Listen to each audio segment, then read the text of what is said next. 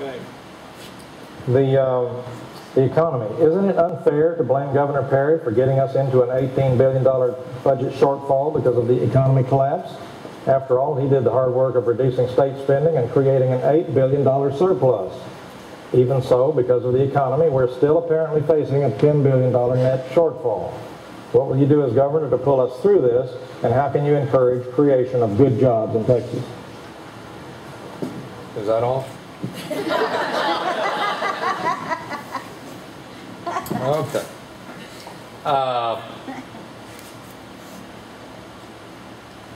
We have an $18 billion budget hole because of failure, in part because of failure to plan ahead, in part because it's a global economic recession. But when you think about it, remember what I said, we had a press conference in City Hall in October 2008 when our economy, the tax revenues and employment were going great guns, but Lehman had collapsed.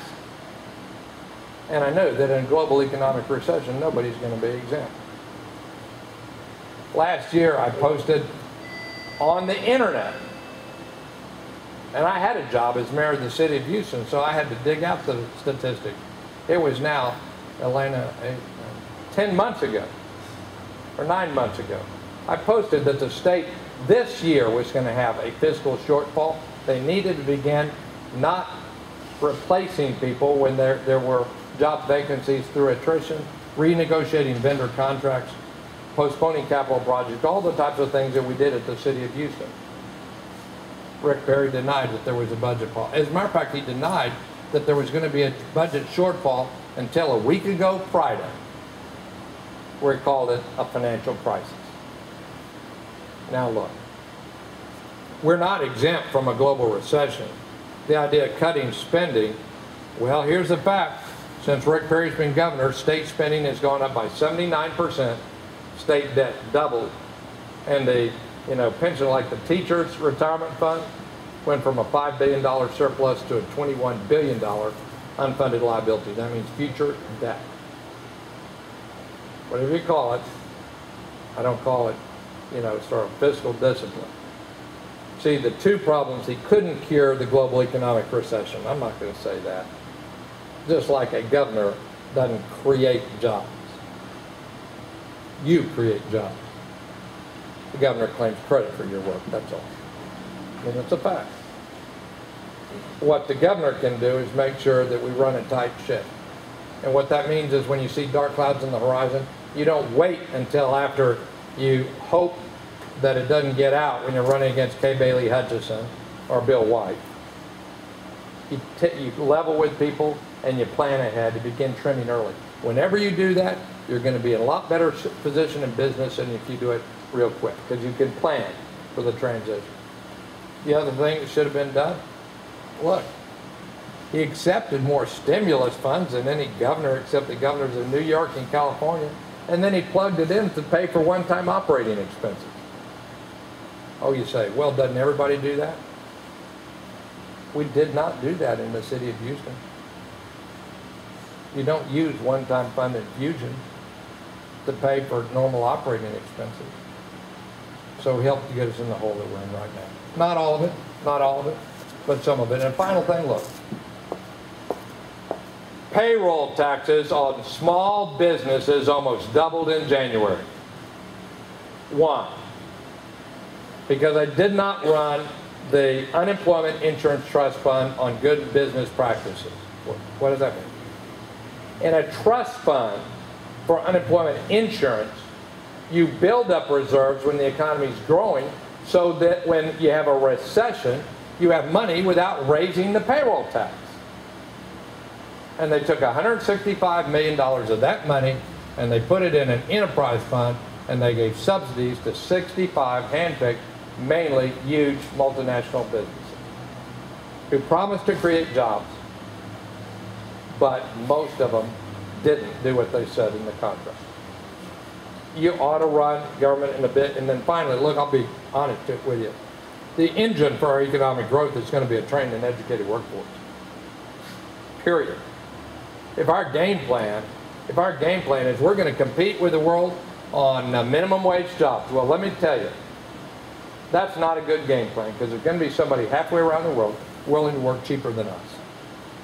The game plan got to be that we work smarter and with more productivity, and that requires education and training. You were the Texas Democratic Party chairman for several years. With the partisanship that divides us in Texas and the U.S., and with Republicans in the majority of Texas elected offices, and with the Texas governor's office defined as a weak governor system, how do you expect to get things done and lead us forward? Tony and I served on a city council that had almost 15,000 votes. I counted, I watched for a long time. I watched whether I'd lose any, and by the end I think it was 7 or 8. The last one, most of them were procedural. The most substantive was when there were a couple of council members that was in our last budget when me and another council member tried to cut spending, and most people didn't want to. We didn't have any votes that broke down by party lines. We didn't have them. We had some that, you know, broke down a little bit, but not everybody on one party, everybody on the other party. Most of us just want a better future. Most of us don't want to waste a taxpayer dollar. You can go back in the Chronicle archives when I became Democratic Party chairman in Texas. And there were some reporters saying, well, how do you think you'll do as party chairman? I said, hey, I'm not a strident partisan by nature. And then talked about some of the ideals that motivated me during the civil rights movement, where I saw, you know, some voices in the party fighting for opportunity. My dear friend, Louis Wells, when I talked about this, said, hey, I was one of those Republicans that was fighting for opportunity too, and I got beat as a result of that.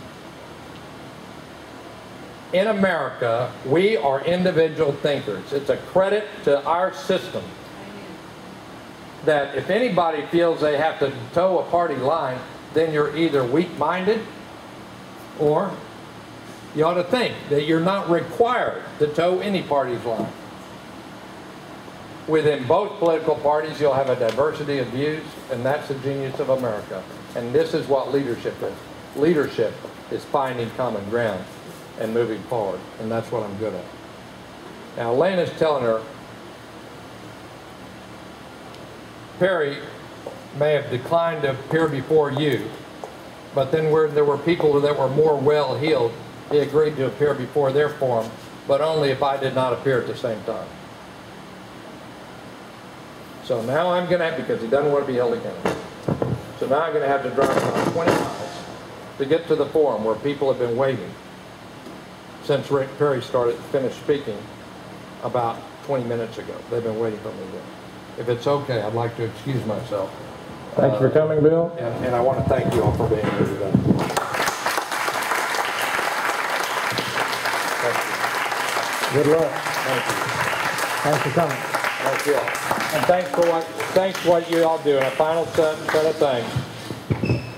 This is not a revival, but you began in prayer. In Scripture, we are taught, and this is not to exclude people from other traditions. I'm going to next function is people who are not of the same faith. But we are taught about searching for the lost coin, and we are taught to go retrieve that lost sheep. Everybody involved in giving people a second chance to be productive citizens are living their faith and are contributing to this community.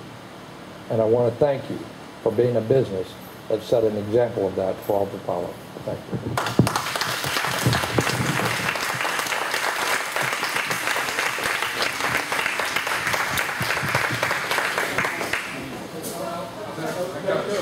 This is my purse. It's about 6 pounds of electronic equipment. Okay, thank you. No reason to run off. There's still some things to eat and drink out here, and I'll enjoy chatting with each one of you. Can we get those questions?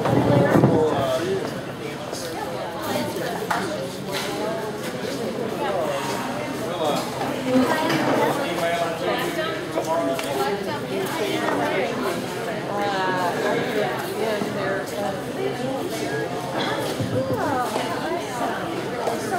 guys ask a question on a card. If you'll put the email on it, we'll get you an answer. So if anybody has a card they want